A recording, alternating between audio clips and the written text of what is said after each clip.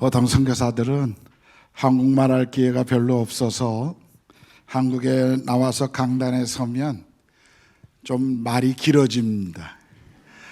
그래서 선교사들이 강단에 올라오면 강대상에 쪽지 하나를 이렇게 붙여놓습니다.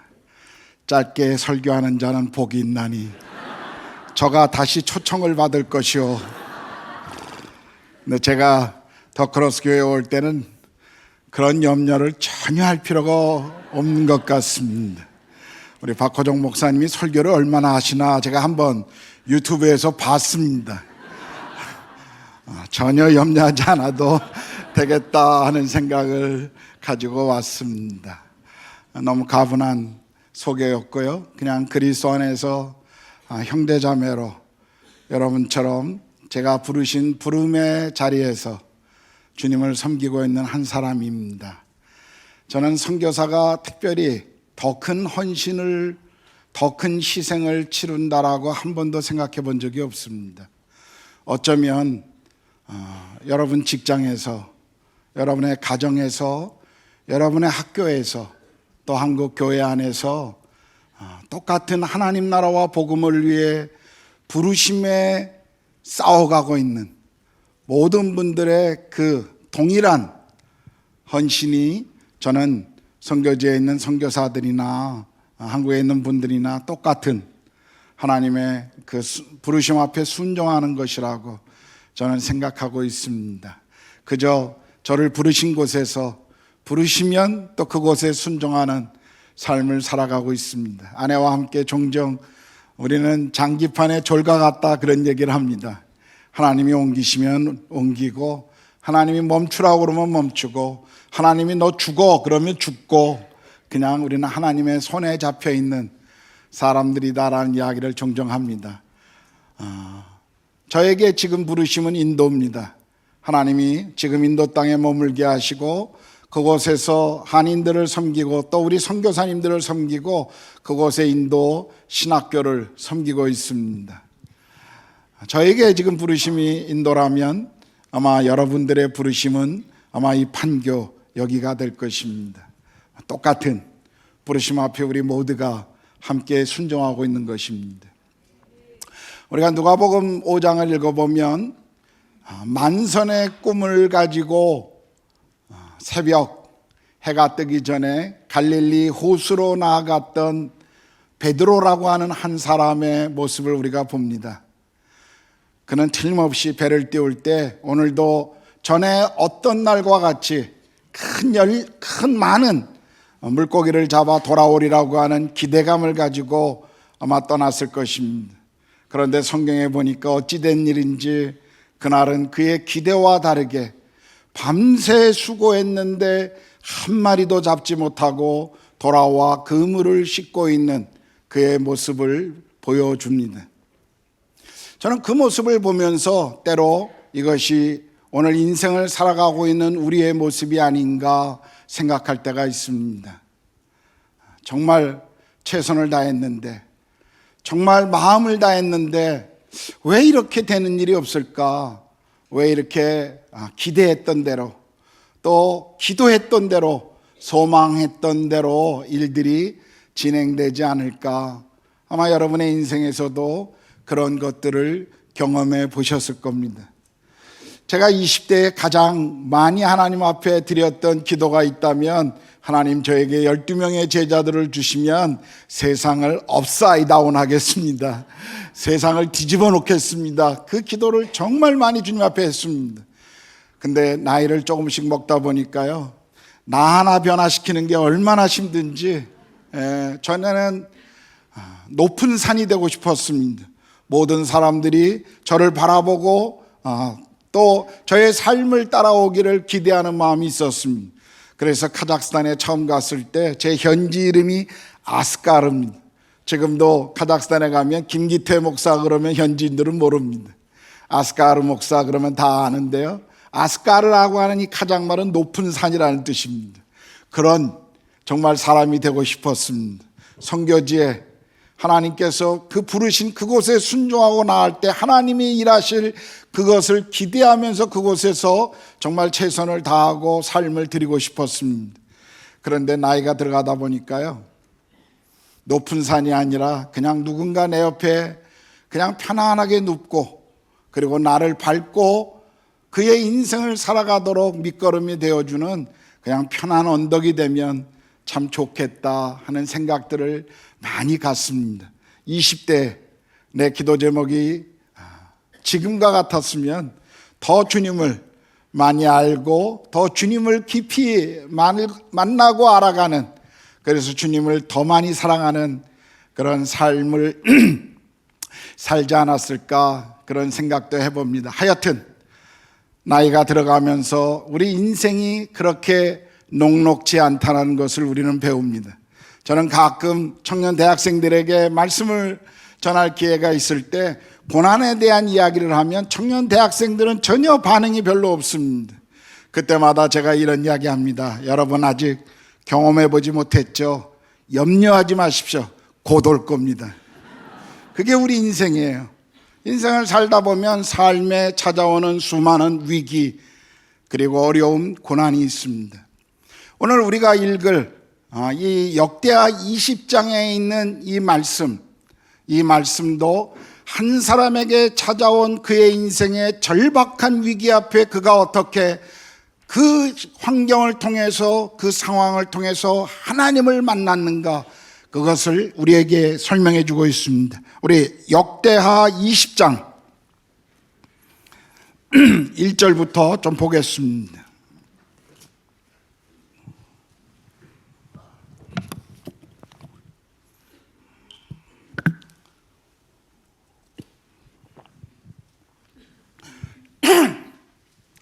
요즘 저희 교회는 이 PPT 안 띄워주기로 했습니다. 하도 성경책들을 안 갖고 와갖고 성경책 좀 들고 다니자.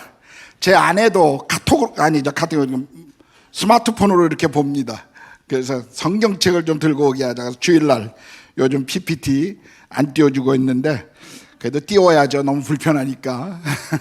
자, 20장 1절에서 15절까지만 제가 읽겠습니다. 한 절씩 한번 교대해 볼까요?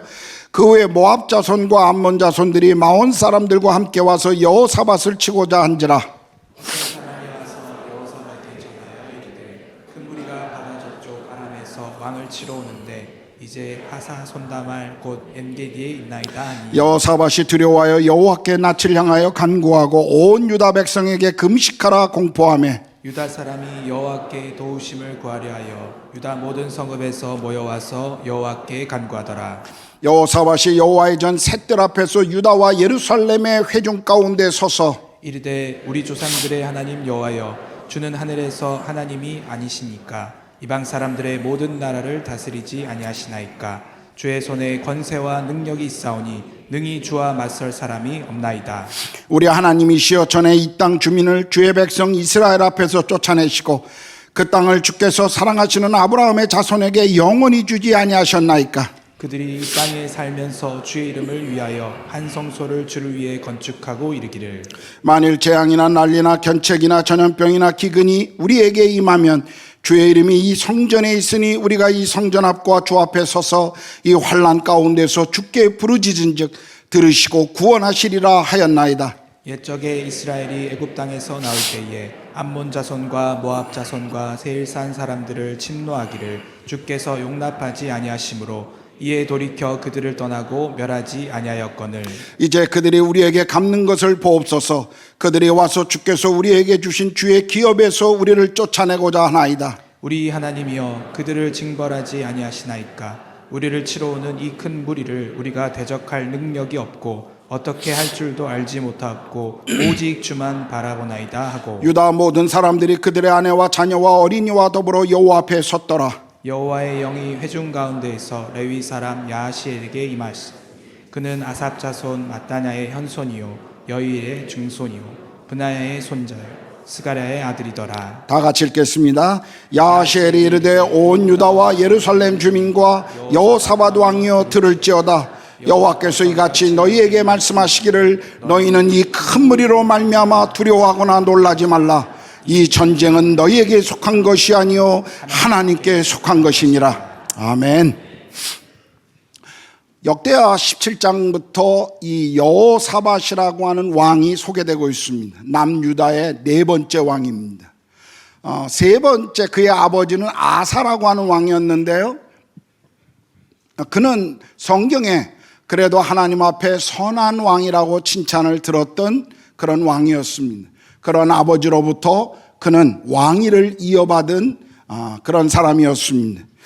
그런데 우리가 17장부터 보면요, 이 여호사밧이 왕이 되자 그 남유다 안에 새로운 개혁들을 일으키는 것을 우리가 볼 수가 있습니다.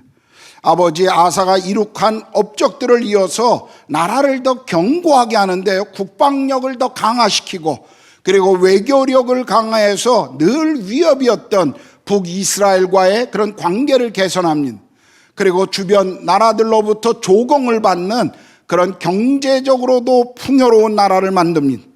그것보다도 더 주님이 보실 때 기뻤던 것은 종교개혁을 이룩한 것입니다. 물론 완전한 것은 아니었어요. 산당을 다 없애지는 않았다라고 말합니다. 그러나 우상들과 그리고 모든 우상을 숭배하던 전들을 다 없애버렸던 그런 왕이었습니다.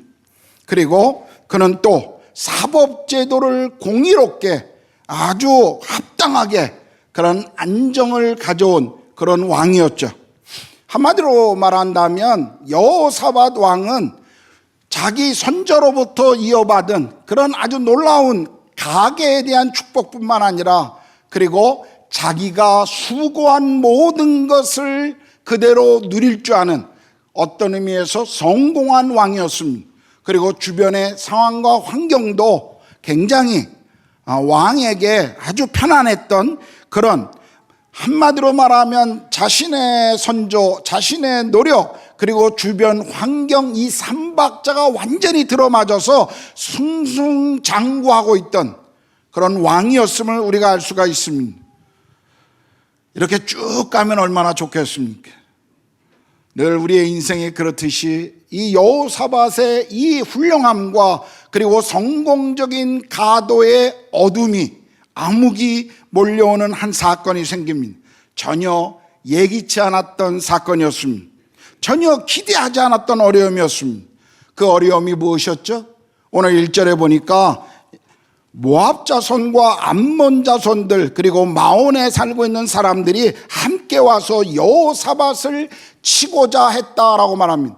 우리가 성경을 좀 안다면 모압과 암몬은 이스라엘과 사실은 먼 친척벌 되는 사람들이에요. 모세가 과거에 애굽에서 이스라엘 백성들을 데리고 나와 광야에 와서 가나안을 가는 도중에도 하나님은 모압과 암몬이 너의 형제니 그들과 싸우지 말라라고 말씀하십니다. 그래서 더 먼 길을 이렇게 모세가 백성들을 돌아 인도했던 그런 시간들이 있었습니다. 그런데 먼 친척벌 되는 이 모압과 암몬 그리고 마온 사람들이 연합해서 지금 여호사밧을, 남유다를 치러 올라오고 있는데 어디까지 왔냐면요, 엔게디까지 왔다. 이스라엘을 성지순례 가보신 분들은 아시겠습니다만 엔게디에서 예루살렘은 하루길밖에 안 됩니다. 실제 자동차로 뭐 한 시간 거리나 될까요? 굉장히 가까운 거리예요. 그러니까 이 절박함, 지금 이 위기는 바로 자신의 턱 밑에까지 왔다 하는 것을 알 수가 있죠. 또 오늘 성경에 보면요, 이 일을 경험했던 여호사밧 왕이 두려워했다 라고 하는 것을 보면 지금 이 일에 대해서 여호사밧이 어떤 마음을 가지고 있는가 하는 것도 우리가 볼 수가 있습니다. 이런 상황을 갑작스럽게 기대하지 않은 상황 속에서 여호사밧 왕이 이것을 경험했을 때 이 여호사밧 왕은 아마도 자신이 이룬 업적과 수고와 성공의 이 모든 것들이 얼마나 쉽게 무너질 수 있는 허상인가를 아마 여호사밧 왕은 생각했을 것입니다. 그는 두려워했고 어떻게 할지를 지금 알지 못하고 있어요. 여러분의 삶에서도 이런 적이 있죠. 있을 것입니다. 최선을 다해서 수고했음에도 불구하고 그 수고의 열매를 얻지 못할 때가 있거나, 아니면 최선을 다해서 자식을 키웠는데 그 자식이 내가 기대한 것과 다른 인생을 살아가고 행복한 결혼을 꿈꾸고 결혼 생활을 시작했지만 결혼의 깨어짐을 경험하는 사람들, 비즈니스에서도 참 많은 것들을 최선을 다했지만 여전히 그 최선의 노력이 결과 없이 무너져 버리는 그런 시간들을 아마 여러분들 경험했을 것입니다. 외적인 그런 환경뿐만 아니라 내면적으로도 내 자신이 얼마나 다르게 살아보겠다고, 또 우리가 그리스도인의 한 사람으로서 승리하는 그리스도인으로 하나님의 뜻을 따라 살아가는 그리스도인으로 살아가겠노라고 매 시간 매 해마다 결단하지만 주변의 유혹으로부터 얼마나 쉽게 무너지고 있는 우리 자신을 보면서 참 답답하고 때로는 정말 아무것도 할 수 없는 그런 시간들을 가졌던 적이 여러분에게 있을 겁니다.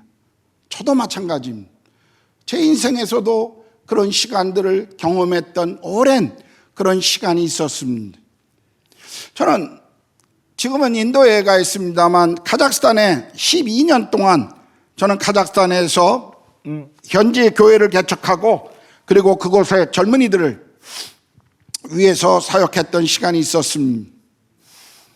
카자흐에 갈 때만 해도 제가 30대 중반에 그나마 그래도 교단 안에서 사람들로부터 그래도 미래가 굉장히 촉망스러운 젊은이다라고 하는 그런 기대감을 가지고 있었습니다. 제게 주어진 많은 편안함과 안정을 취할 수도 있는 그런 많은 시간들이 있었지만 하나님이 저를 선교지의 젊은이들을 위해 부르신다고 하는 그 부르심 앞에 제가 순종하고 선교지로 떠났습니다. 참 많은 것들을 나름 저는 희생하고 주님 앞에 헌신했다고 생각했습니다. 그리고 주님을 위해 제 삶을, 가족을 드리고 있다라고 저는 생각했습니다. 그런데요, 그런 기대를 가지고 그런 부르심을 믿고 순종하고 갔다면 좀 하나님이 좀 모든 걸 좀 준비시켜 놓으시면 얼마나 좋아요. 하나님이 내가 기대하고 기도했던 대로 인도에 가시면 얼마나 좋겠습니까? 그런데 정말 힘이 들었습니다. 물론 영혼들을 얻고 그들을 그리스도의 제자로 세워가고 교회를 건축하고 건물도 사고 각 캠퍼스에서 젊은이들이 자라는 것을 보면서 참 행복했습니다. 그런데요, 크게 만족스럽지가 않았어요. 왜냐하면 하나님이 내게 기대하고 내가 이루고자 하는 것이 무엇인가를 내 나름의 어떤 기대가 있었기 때문에 선교제에서 그렇게 힘이 들었습니다. 정말 힘이 들었어요. 정말 그 당시에 주님 앞에 가장 많이 던졌던 질문 중에 하나가 Why였습니다. 하나님, 왜 저를 카자흐 이 시골로 보내셨습니까? 하나님, 왜 저를 여기에 보내셔서 제 인생을 가지고 이렇게 마음대로 휘저으십니까? 정말 그런 게 있어요. 하나님, 왜 저를 이렇게 벼랑 끝으로 모십니까? 제가 오겠다고 한 것도 아니고 가라고 그래서 순종하고 왔는데 하나님, 왜 이렇게 저를 힘들게 하십니까? 정말 힘들었어요. 물론 제가 힘들다고 하는 표현이요, 아무것도 안 하고 힘든 제 사역에 나름대로 열매도 있고요, 참 많은 기쁨들이 있고 감격이 있었습니다. 그런데 제가 기대했던 만큼의 열매들을 보지 못하고, 그리고 수년을 힘써서 훈련했던 그 제자들이 어느 날 유혹 한 방으로 떨어져 나가는 모습들을 보고, 매해 비자 받을 때만 되면 종교국에서 연락이 와서 너 나가야 된다고, 추방해야 된다라고, 실제 한 번은 추방당했습니다. 그런 시간들을 경험할 때마다 제 마음 가운데 갖는 질문은, 하나님 도대체 왜 이러십니까? 정말 그걸 많이 하나님 앞에 원망하고 기도했던 적이 많았어요. 그런데요, 제가 선교지에서 시간이 흘러가면 흘러갈수록 제가 깨달은 한 가지가 있었습니다. 그건 내가 얼마나 무능한 사람이고 내 노력과 수고가 얼마나 무의미한가 하는 것들을 저는 배울 수가 있었습니다. 정말 내 노력이, 내가 최선을 다하고 있다는 것이 얼마나 허상인가 하는 것을 저는 배울 수 있는 시간이었습니다. 주님의 영광을 위해 죽겠노라고 달려왔던 시간이었습니다. 정말 사도행전 1장 8절에 성령이 너에게 임하시면 너희가 권능을 받고 그것을 위해서 몸부림치면서 기도했던 시간들이었습니다. 하나님, 이 다이나마이트 같은 이 성령의 권능을 좀 주십시오. 물론 지금도 그것을 위해 기도합니다. 하나님, 제게 그런 능력을 주셔서 좀 선교지에서 좀 이 가로막고 있는 이 수많은 것들을 깨트리고 좀 하나님 앞에 좀 영광스러운 사역들로 더 나아가고 싶습니다. 참 그거 많이 기도했어요. 제자들이 가는 곳마다 보여줬던 그 기적과 이적 권능을 사모하고 그것을 달라고 참 많이 기도했습니다. 물론 저만 그런 거 아니에요. 여러분, 선교지에서 경험하는 수많은 일들 가운데요, 정말 현지인들과의 관계 속에서 선교사들이 갖고 있는 아픔이 뭔지 아세요? 때로는 우리가 도울 수 있는 더 많은 능력이 없다는 겁니다. 병들어 아파가는 사람들, 가난에 찌들어 있는 사람들, 정말 손을 얹은 즉 귀신이 쫓겨나고 병이 치유되고, 하나님 매일 그런 능력 좀 주시면 어때? 우리가 순종하고 여기 왔는데.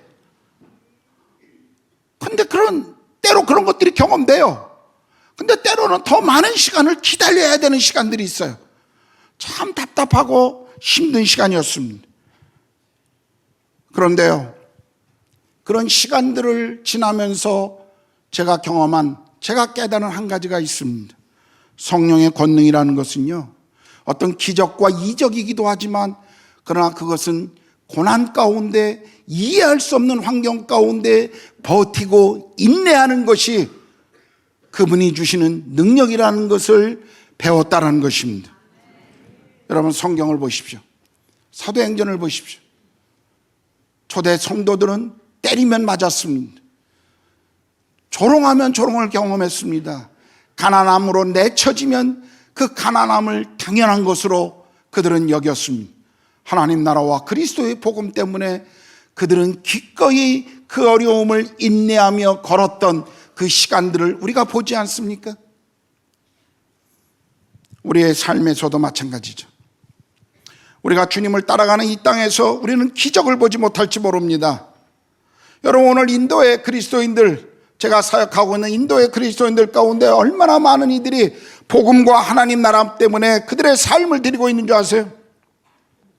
우리 신학교에 와 있는 신학교 학생들도 그래요. 그들은 신학교 목회자가 되겠다고 신학교에 와서 그의 가정에서 쫓겨납니다. 그가 있는 마을 공동체에서 쫓겨나요. 이번에 신학교를 졸업하고 개척한 친구들은요, 그 마을에 가서 물을 사용하지 못하게 해요. 부정한 자들, 예수 믿는 자들이 와서 신두교인들의 그 마을의 운물을 사용하지 못하게 해서 그리스도인들 오면 운물을 쓰지 못하게 합니다. 그들을 내쫓으려고 그래요.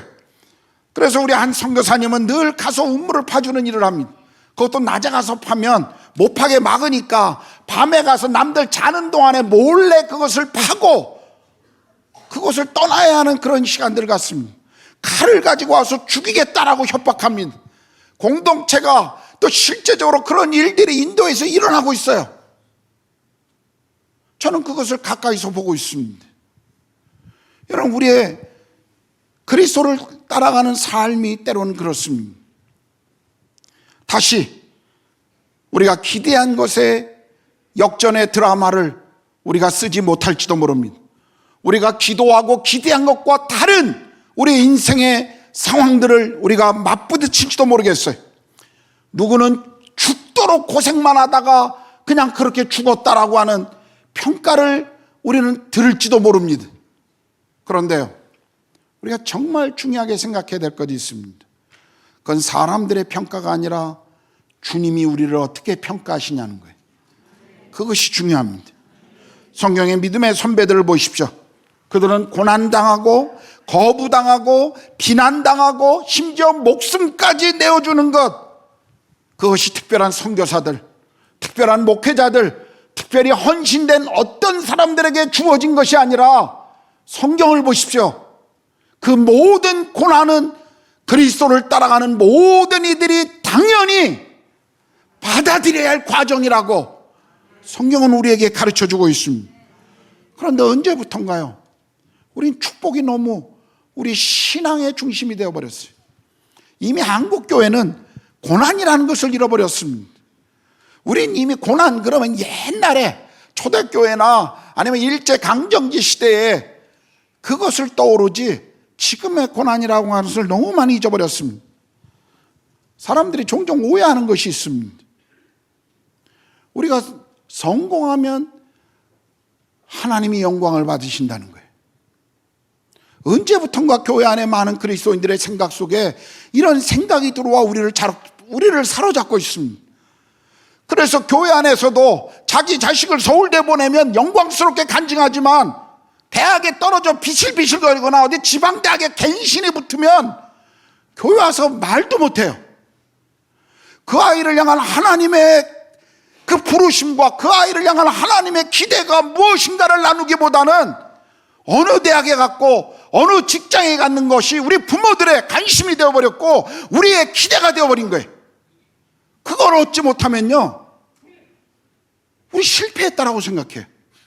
하나님께 영광이 되지 않는다고 생각합니다. 정말 그럴까요? 하나님이 영광스러운 그분의 영광이 부족해서 우리를 통해서 무언가 더 얻어가시고 뺏어가시려고 할까요? 저는 그렇게 생각하지 않습니다. 하나님 그분은 우리의 찬양의 고백처럼 영광 그 자체십니다. 그분은 영광 그 자체셔요. 영광으로 충분하신 분이셔요. 그렇다면 우리를 사용하시는 것은 무엇이에요? 그냥 우리를, 죄인인 우리를, 죄 가운데 구원받은 우리를 그분의 영광을 위해서 그냥 도구로 좀 쓰고 싶어 하시는 거예요. 우리는요, 너무 많은 부분에 있어서 우리가 무엇을 더 많이 가지고 더 높은 것을 가지고 더 많이 누리는 것이 하나님의 영광이라고 하는 왜곡된 우리의 신앙에 이미 잡혀있는 우리 자신들을 참 많이 볼 수가 있습니다. 하나님이 우리에게 원하시는 거 성공이 아닙니다. 하나님이 우리에게 원하시는 건요, 그분과의 관계의 충성스러움이에요. 하나님 우리에게 그것을 원하십니다. 성공할 때 좋죠. 하나님 우리에게 성공을 주실 땐 그걸 누리셔야 합니다. 그렇다고 우리가 늘 성공 아닌 것을 떠나 성공 아닌 것만 바라보고 성공 아닌 것, 세상이 말하는 성공 아닌 것만 쫓아가자, 성경 그렇게 말씀하지 않습니다. 우리에게 주실 땐 누려야 돼요. 누리는 것이, 그것이 하나님 우리에게 주신 복 중에 하나입니다. 물질도 하나님의 복 중에 분명히 하나예요. 주시면 누려야 됩니다. 그러나 어떻게 누려야 하는가가 더 중요하죠. 그런데요, 하나님이 주실 때 말고 하나님이 거두어 가실 때, 우리 인생에 사람들이 바라보고 세상이 바라볼 때 실패의 어두운 그 골짜기를 걸어간다라고 생각할 때, 그때조차도 우리가 하나님을 바라보는 것, 그것이 진정한 성공이라는 것을 우린 배워야 합니다. 히브리서 11장에 믿음의 사람들에 대한 이야기가 있죠. 우리 너무 잘 압니다. 아브라함이 있어요. 모세가 있습니다. 요셉이 있습니다. 다니엘이 있고 사무엘이 있고 다윗이 있어요. 하나님이 쓰셨던 그 시대의 영웅들이었습니다. 참 놀라운 삶을 주님 앞에 사용되었던 도구들이었습니다. 저는 더크로스 교회 모든 성도들이 하나님 앞에 그렇게 쓰임받는 도구가 되기를 축복합니다. 그런데요, 우리가 히브리서 11장을 읽으면서 잊지 말아야 할 것 한 가지가 있습니다. 히브리서 11장 뒷부분에 가면요, 이름 없이 죽어가고 고난을 경험했던 수많은 성도들에 대한 이야기가 나옵니다.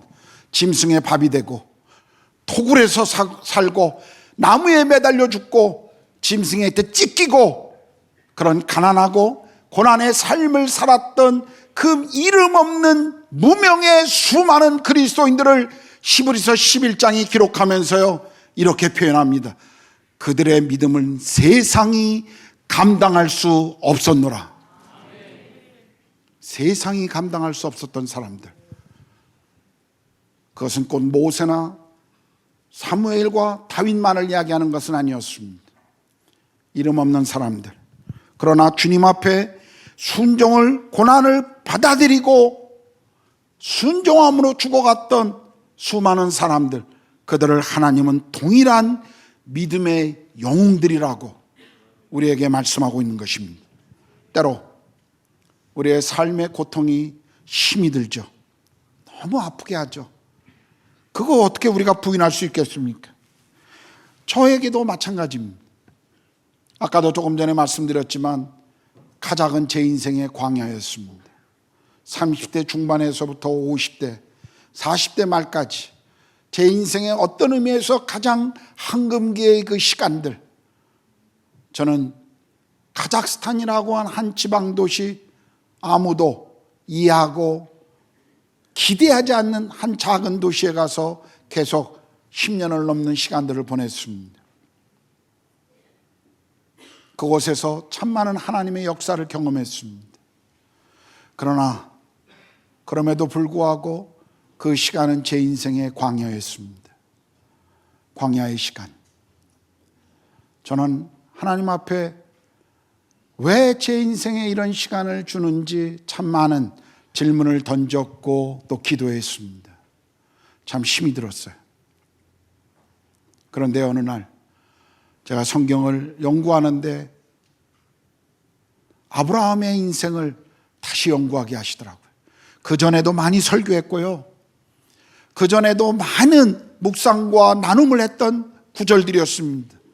그런데 선교사의 마음으로 아브라함을 한번 다시 보았습니다. 아브라함도 하나님의 약속을 믿고 가나안 땅을, 미지의 땅을 향해 간 사람이에요. 그곳에 갔더니 모든 것이 준비된 것이 아니라요, 그 당시 가장 최고의 문화를 가지고 있었던 갈대아 우르를 떠났습니다. 오늘날 같으면 뉴욕 맨하탄에 있는 사람들이 지금 어디 한국 저 어떤 시골에 와 있는 거 똑같은 거예요. 서울 사람들이 지방 가기 얼마나 싫어합니까? 저는 과거에 분당 살은 적이 있습니다. 분당 사람들은 강남 사람들을 그렇게 부러워하더라고요. 수지 가서 살았는데 수지 사람들은 분당 사람들을 그렇게 부러워하더라고요. 수원 가서 살았는데 수원 사람들은 수지 사람들을 그렇게, 그거 못 넘어가서, 제가 보면 다 똑같은데 도토리 키재기인데 그저 그냥 그거 넘어가고 싶어서 환장한 사람들처럼 살더라고요. 여러분, 아브라함은요 당시 최고의 문화와 도시예요. 갈대아 우르를 떠난 사람이에요. 그 정도 순종하고 모든 것을 포기하고 가나안 땅에 왔으면 하나님이 다 좀 준비해 놓으셔야 되잖아. 근데 왔더니 웬걸요? 가나안 사람들이 거기 아주 그냥 다 차지하고서 좋은 땅은. 왜 믿음의 선진들이 오늘날 성지순례 가면 족장들의 길이라고 그러는데 가보세요. 전부 산 꼭대기입니다. 왜 산 위로만 족장들, 아브라함, 이삭, 야곱, 왜 산 위로만 돌아다녔을까요? 좋은 땅은요 다 가나안 사람들이 이미 차지하고 있어요. 갈 데가 없습니다. 그런데도 아브라함은 가는 곳마다 제단을 쌓고 여호와의 이름을 불렀다라고 말해요. 하나님은 그에게 하늘의 별과 같이 땅의 모래같이 후손을 주겠다고 약속했습니다. 이 보이는 모든 땅을 내게 주겠다고 그랬어요. 아브라함이 평생 가졌던 거 이삭 한 명이었습니다.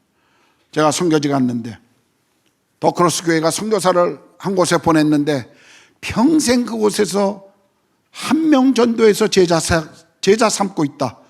아마 여러분 선교국은 은사가 없으니까 돌아오라고 그럴 겁니다.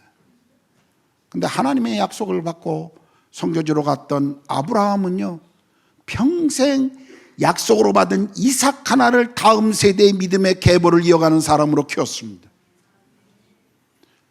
보이는 땅 다 주겠다고 그랬는데요, 아브라함이 가진 땅 뭡니까? 헤브론의 막벨라 굴, 장사 지내는 그 동굴, 그 앞에 있는 조그마한 땅뿐이 아브라함이 가졌던 것입니다. 아브라함은 복받은 인생인가요? 우리가 생각하면 실패자입니다. 평생 해외를 떠돌다 고생만 하다가 죽어간 루저입니다. 그런데 성경은 그를 향해서 열국의 아비, 믿음의 조상이라고 말합니다. 주님이 그것을, 성경을 선교사의 시각으로 아브라함의 인생을 보면서 다시 보기 시작했어요. 그래도 마음이 차지 않았습니다. 하나님 앞에 기도했습니다. 하나님, 그래도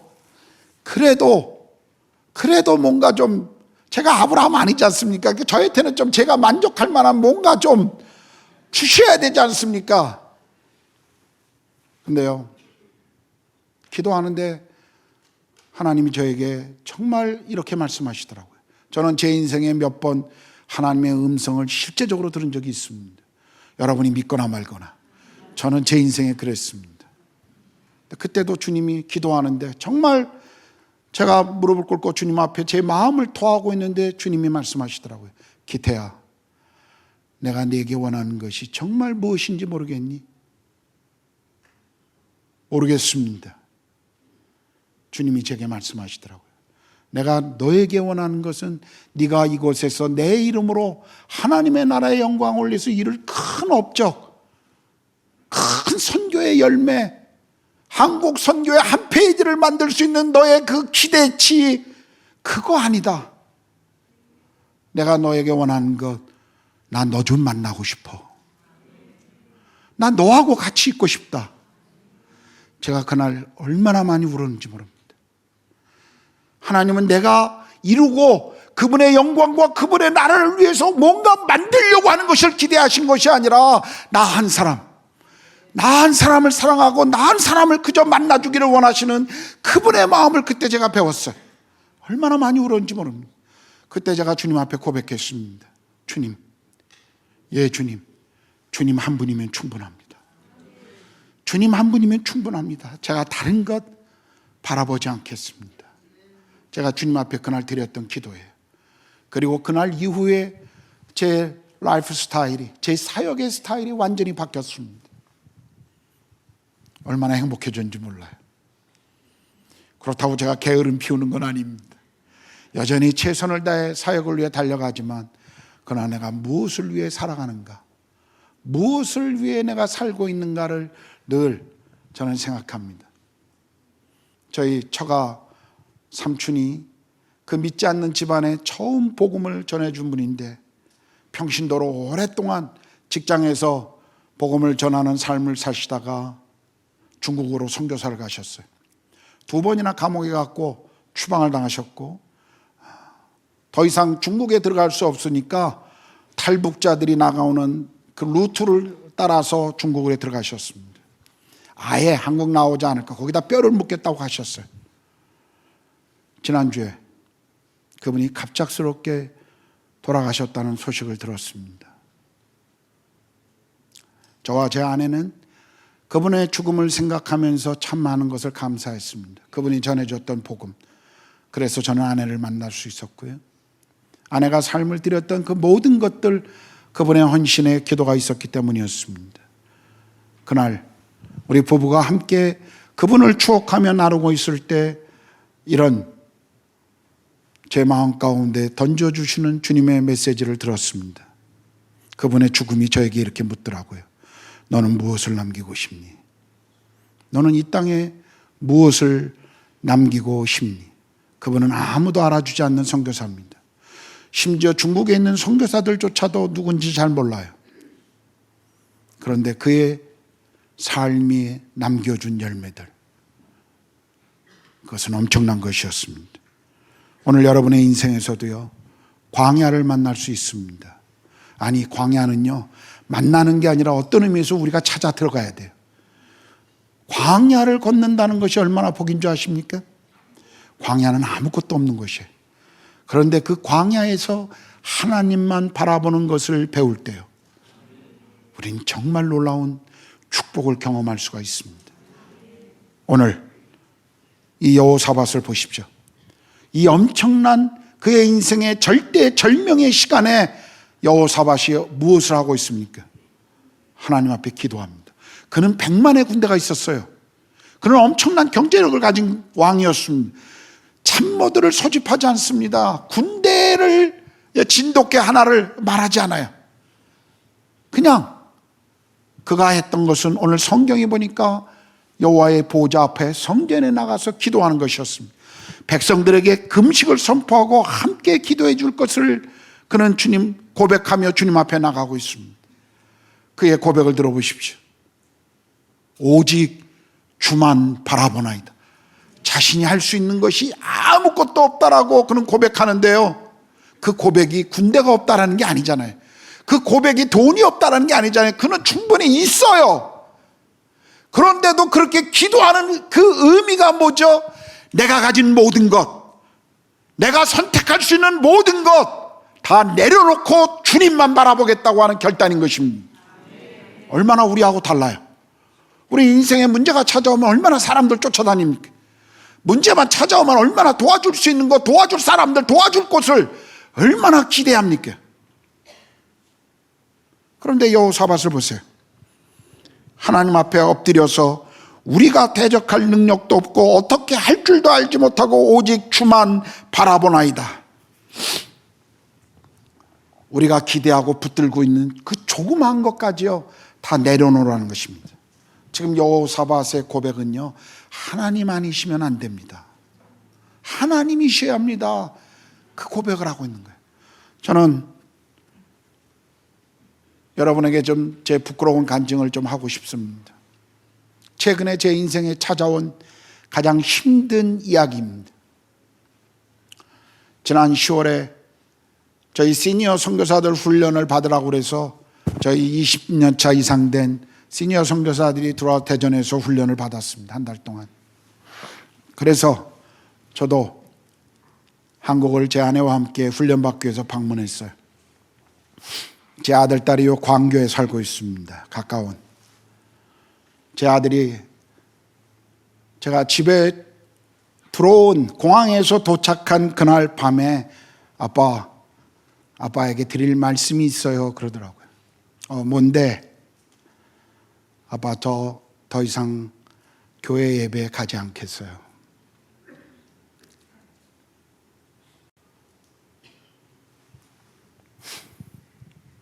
왜? 억눌러 오는 감정을 하고 물어봤습니다. 왜? 예배가 저에게 더 이상 의미가 없어요. 신앙이 저에게 제 삶에 더 이상 의미가 없는 것 같아요.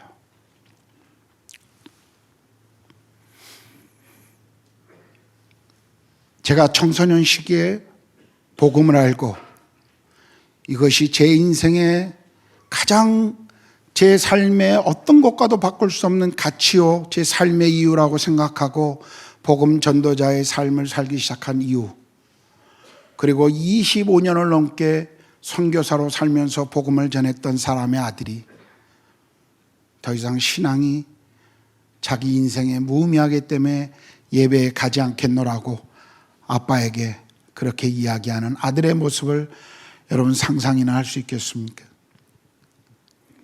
그 아이는 어린 시절부터 기도로 키웠고 이름을 요한이라고 붙이면서 침례 요한이 주님의 초림을 예비한 자라면 내 아들은 다시 오실 주님의 재림을 예비하는 자로 삶을 살아가게 해소서라고 태어날 때부터 기도했던 아이였습니다.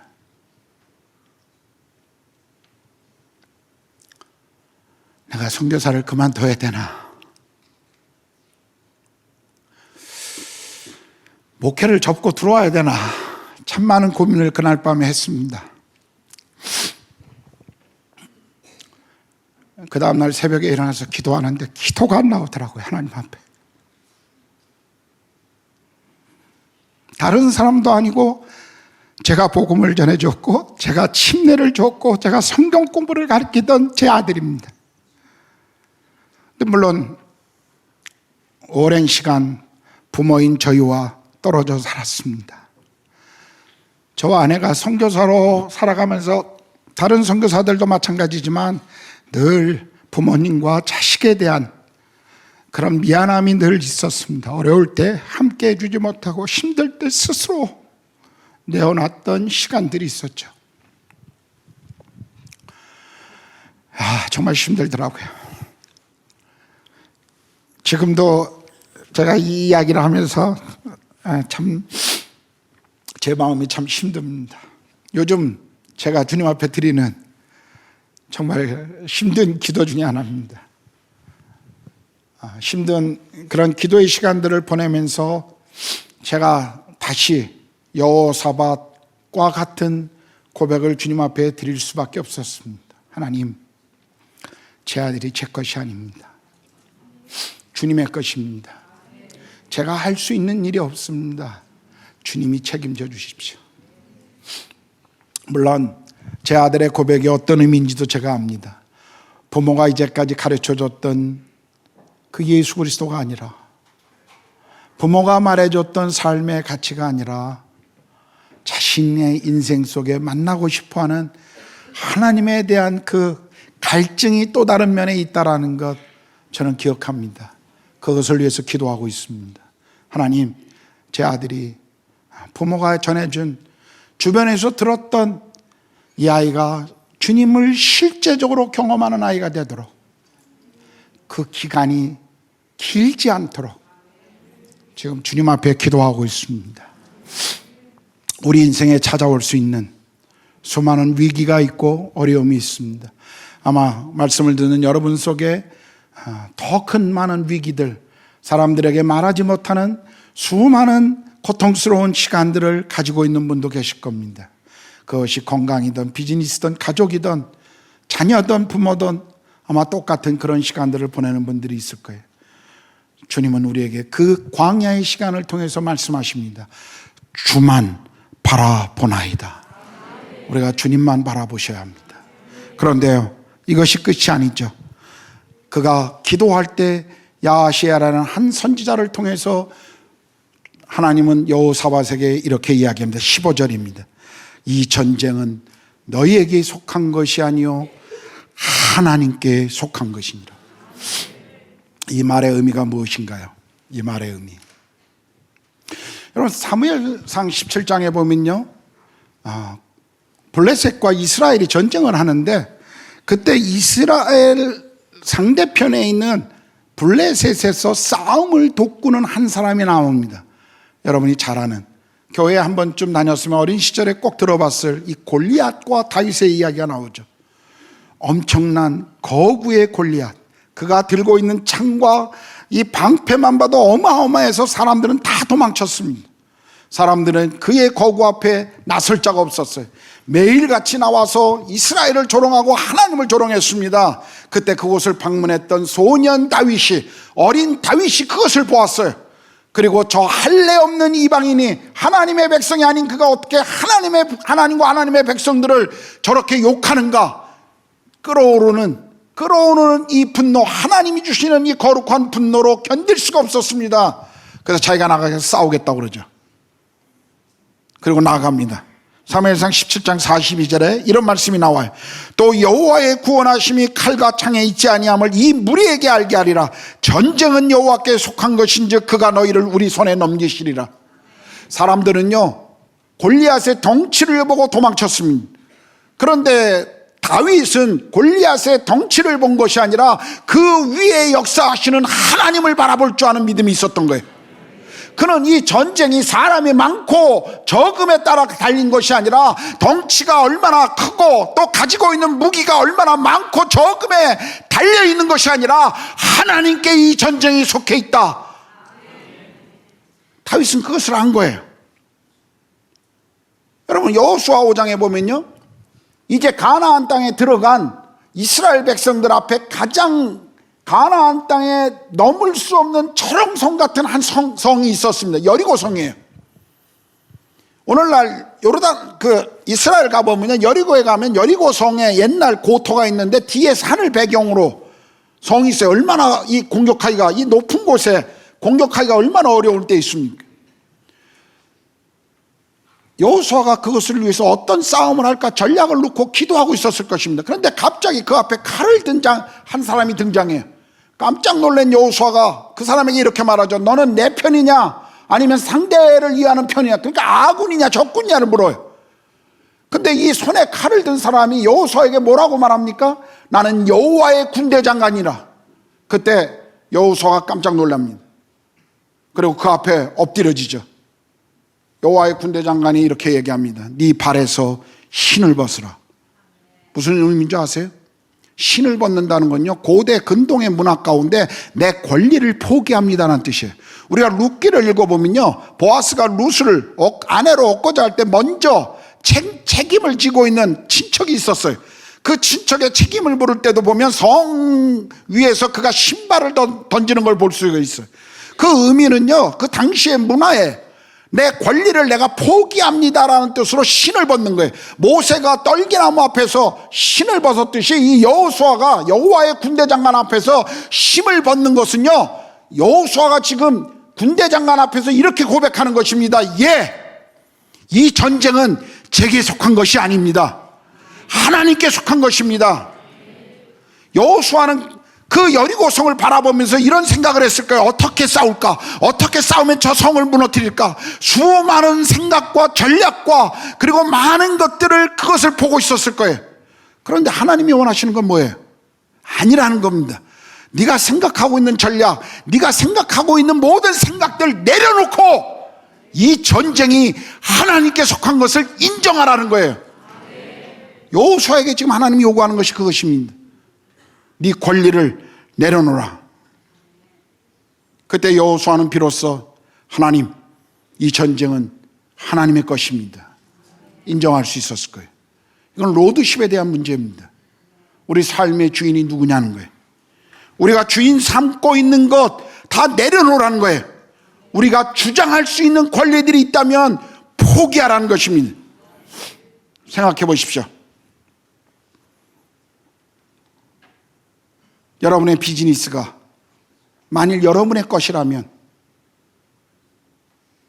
어떻게 했습니까? 그런데 주님이 말씀하시는 거예요. 네 비즈니스가 네 것이 아니라는 거예요. 그 권리를 내려놓으라는 거예요. 네 아이들에 대한 권리, 네가 부모로서 마땅히 해야 될 어떤 것 내려놓으라는 것입니다. 가족관계, 부부관계, 삶의 건강과 우리의 미래에 대한 모든 것들 주님이 지금 우리에게 말씀하시는 거예요. 이게 너의 싸움이 아니라 이 전쟁은 나에게 속한 것이니 내게 내려놓으라는 것이에요. 오늘 여러분들이 붙들고 있는 것이 뭡니까? 뭘 여러분들 지금 붙들고 계세요? 내려놓으셔야 합니다. 시편에 보면 시편 기자가 그의 인생에 찾아오는 수많은 어려움 속에서 그가 뭐라고 고백해요? 여호와를 의지하라, 저가 이루시리라. 그게 시편의 고백 아니에요? 다윗의 수많은 고백 중에 정말 대표적인 고백이 그거 아닙니까? 여호와께 맡기면 그분이 이루신다는 거예요. 요즘도 최근에 제가 목욕탕에 안 가봐서 잘 모르겠는데 한국 목욕탕에 요즘도 그런지 모르겠습니다만 전에 이렇게 여탕은 제가 잘 모르겠어요. 안 들어가 봐서. 근데 남탕에 가면 가끔 그 물건 넣는 사물함 위에 이렇게 붙여놨어요. 맡기지 않는 것은 책임지지 않습니다. 주인 백. 남자들은 아마 한 번씩 보셨을 거예요. 예, 우리 인생에 그렇습니다. 우리가 하나님께 맡겨야 돼요. 그분이 책임지셔야 되는 거예요. 도대체 누가 싸우는 게 더 안정스럽습니까?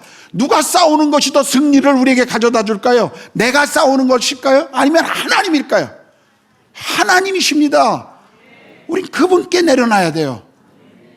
그런데요, 오늘 역대하 20장에 보면 뒷부분에 우리가 보지는 않았지만 이 전쟁을 하나님의 방법으로 놀랍게 승리하게 하십니다. 그리고 뒷부분에 제가 한 절만 보기를 원하는데요, 거기 보면 이런 말씀이 나와요. 26절에 보면 넷째 날에 무리가 브라가 골짜기에 모여서 거기서 여호와를 송축한지라.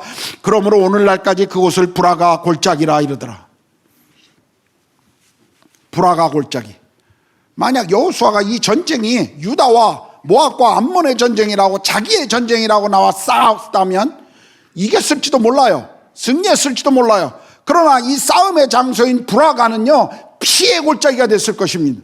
그런데 하나님께 맡기고 전심으로 하나님을 의지하고 그분께 순종했더니요, 이 브라가 골짜기가 송축의 골짜기가 된 것입니다.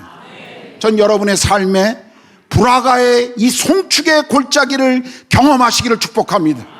주님 앞에 내려놓음으로 여러분의 삶에 부딪힐 수 있는 그 수많은 피 끓는 싸움터에서 주님 때문에 그 골짜기가 송축의 골짜기가 되기를 축복합니다.